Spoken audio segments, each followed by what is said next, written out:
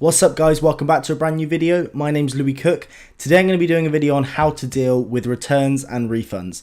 How to minimize that, and when you actually get them, how to deal with them to make sure that you don't lose too much money and you don't waste too much time. I want to thank you all very much for your continued support with the channel. I do have some really exciting content coming soon. In a couple of weeks I'm off to Barcelona, got a really nice villa / mansion, and when I'm going to be there I'm going to be getting as much content as I can for you guys. So I just want to say a big thank you for the continued support again, and if you do gain value from this video guys, hit that like button, make sure you're subscribed for a chance to win the 2k giveaway, and if you haven't already guys, make sure you hit that notification bell so that you're notified every time I drop a video. Let's jump into it guys. You ain't messing with the flow, you ain't messing with my vision, messing with the money, you ain't messing with decisions, yeah, you messing with the team, then you messing with the squad.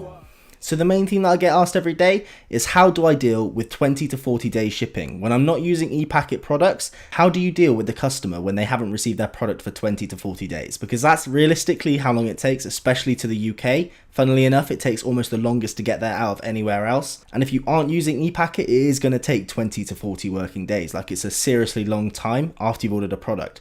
So I'm going to run through some of the things you can do to kind of move away from the whole idea of the customer kicking off about the shipping, and when they do kick off and they ask for a refund, they ask to cancel the order and everything like that, what you can do to actually work in your favor against having to offer the refund straight off the bat. So to begin with guys, I want to talk about how we can deter the actual refund from happening in the first place, so how we can stop them from even complaining about the shipping time.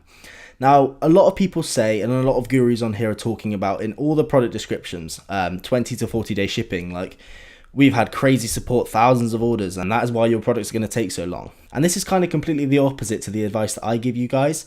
And once again, it works on the same basis of, if every one of you guys is doing the same thing on your websites, having the same countdown kind of scarcity tactics, and the same ridiculous reasons for your $10 product taking so long to get to someone because you've sold thousands, then when a consumer lands on their website, they're going to realize you're a dropshipper straight away, because they've already caught out stores previous that are doing exactly the same thing as you.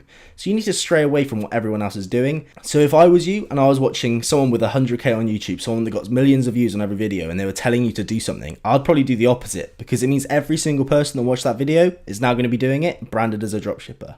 And as always guys, the whole point of dropshipping is to not look like a dropshipper. If people know you're dropshipping, they're not going to buy. So you need to do as much as you can to stop that consumer from realizing that you're a dropship store. So by doing all these scarcity tactics, by having 20 to 40 days delivery because of thousands of sales, we're delayed in the warehouse and all this kind of stuff. They've seen that before on dropshipping websites, ones that they've had to refund on because the product has taken so long, and that's going to deter them from shopping with you. So what you should do on your website guys, instead of having in all the product descriptions everywhere blasted all over the site that's going to take ages to get there, which is not only just going to affect the way that your site looks but also the conversions through your site, is actually just have a shippings page. So have one page for shipping and refunds, have one page where all the information is there.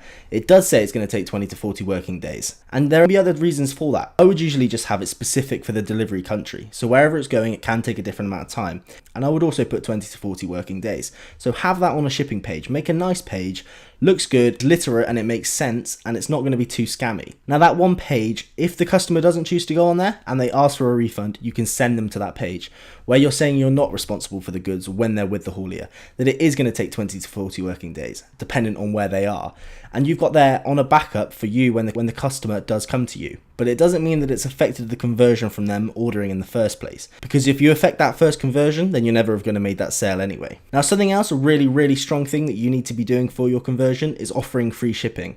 There are so many of you guys that come to me and ask me how much you should charge, how much to charge to get to the UK, to America, should I charge the same? Don't charge anything. It's a major upsell for you when they land on your page. In the top bar, free worldwide shipping, simple as that. That's going to be a major upsell in itself, but it also means that if I had spent £10 to get something shipped to me and it had taken 20 working days, I'd be kicking off because I paid for the service. I'd get a refund and everything like that. But if I had got that for free, this is a service that I haven't paid for. So just straight off the bat, you become less powerful in the idea of complaining about the service because you haven't paid for it in the first place. So a lot of psychology goes on around it, but essentially if you give someone something for free, it's harder for them to complain about the thing that you actually gave them for free, as opposed to if they had paid £5 to £10, then they've got a backup and they've got a reason to complain because they have paid for the service. So offer free shipping guys. It's going to cost you $2-3, build it into your profits. I talk about profits in other videos, and I will actually be doing a more in-depth kind of profit talk through on how much you should really be looking for per product in different niches and genres and stuff. But build the idea of covering shipping in your profits so that it's a major upsell for you. You're going to get better conversions, and when the customer service side of it comes through and people start to complain, you've got that backup. You can send them to the shipping page. You can explain that it's a free service, and the reason for that is because it's a slower service. They've got less of a foot to stand on in terms of complaining to you about the service they received. Now, an obvious thing to do here, guys, and another point, is to use ePacket products. Now, it's really hard and sometimes impossible to build a store fully around ePacket, depending on how many products you want within that store.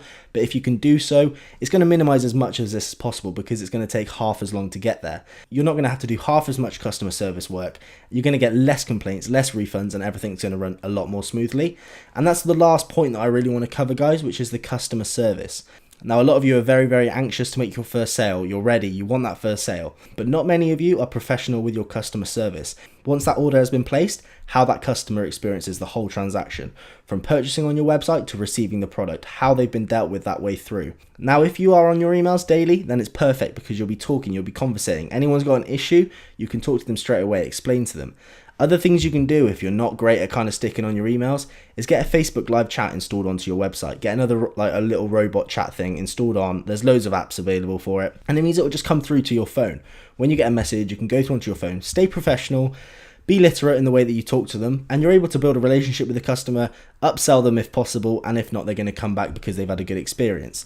So you need to make sure that once you make those sales that you've been looking for so long, that they have a good experience with you. The likelihood of them coming back is going to be higher. The chance of upselling them whilst they're on the website is there, and it means that there's less chance of a refund as well, because if they do start to moan about shipping and stuff, they built up a relationship with you straight away. They've bought into the brand, and they should be there for the long run. Okay, guys, so this is just a few different things you can do to either minimize the amount of refunds you're going to get and how to deal with them when they do come, because inevitably, guys, they're going to come. The main pain of a dropshipper is dealing with the refunds, dealing with the chargebacks and everything like that. So be ready for them. Don't let them put you off at all from the model, because the model is extremely profitable, even with the odd refund. But being able to minimize the chance of them happening in the first place is going to save you a lot of money and a lot of time in the long run. As always, guys, I hope you gain value from the video. Really cool to be back in front of the camera again, pushing out another one to you. The Instagram is blowing up at the moment. We've gained about 3,000 followers since my last video. So hopefully you guys come over to the video, check it out and enjoy it. And yeah, I just want to thank you for being around, guys, still. And if you did gain value, guys, and if you did enjoy the video, make sure to leave a like and a comment. Let me know what you want to see next. Like I said, Barcelona in a few weeks, and the content is going to be mint in terms of YouTube, Instagram, and everything like that. So make sure you're ready for that. And if you aren't already, guys, make sure you're subscribed. There is a 2K giveaway coming soon, which I can't wait to give out to one of you guys. And yeah, that's it, guys. So I'll see you on the next video. Peace. You ain't messing with the flow, you ain't messing with my vision. Messing with the money, you ain't messing with decisions. Yeah, you messing with the team, then you messing with the squad. Mess with one of us, you be messing with them all. Yeah. Staying up late, making it right, living it up to my name. Focused on doing it better. You just be doing the same, you doing it lame. I'm doing like everything changed. Forget all the money, forget all the fame. I still would've done it if they would've played all of the music I make.